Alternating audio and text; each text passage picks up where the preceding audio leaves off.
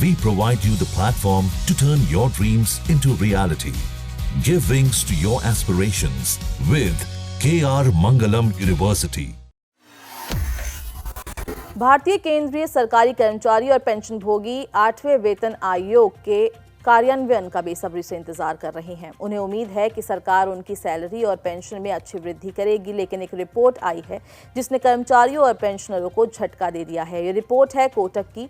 जी हां, Kotak institutional equities ने अपनी रिपोर्ट में ऐसा कुछ छापा है कि अगर आप एक केंद्रीय कर्मचारी हैं या फिर पेंशन भोगी हैं तो इसे पढ़कर आप नाखुश हो जाएंगे।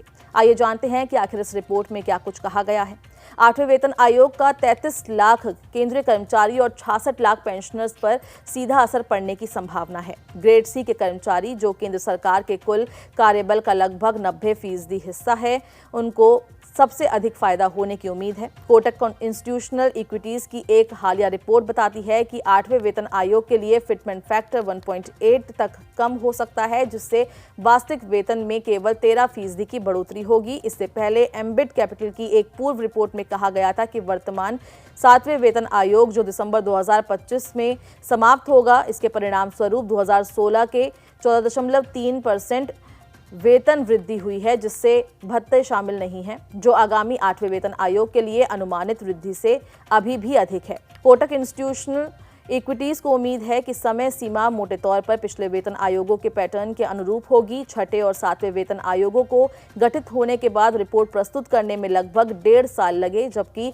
कैबिनेट की मंजूरी के बाद कार्यान्वयन में 3 से 9 महीने के और लग गए। कोटक का अनुमान है कि 8th पे कमीशन से न्यूनतम वेतन स्तर 18,000 से बढ़कर लगभग 30,000 प्रतिमाह हो सकता है। इसका मतलब फिटमेंट फैक्टर लगभग 1.8 होगा और वास्तविक वेतन वृद्धि 13% होगी। फिटमेंट फैक्टर का इस्तेमाल किसी कर्मचारी के मौजूदा मूल वेतन के आधार पर उनके नए मूल वेतन की गणना के लिए किया जाता है। उदाहरण के लिए 7वें वेतन आयोग में 2.57 का फिटमेंट फैक्टर तय किया गया था, जिससे केंद्र सरकार के कर्मचारियों का मासिक न्यूनतम मूल वेतन 7,000 रुपये से बढ़कर 18,000 रुपये हो गया था। गौरतलब है कि केंद्रीय कर्मचारियों के सैलरी की समीक्षा के लिए हर 10 साल में वेतन आयोग का गठन किया जाता है। सरकार की तरफ से साल 1946 में वेतन आयोग का गठन किया गया था।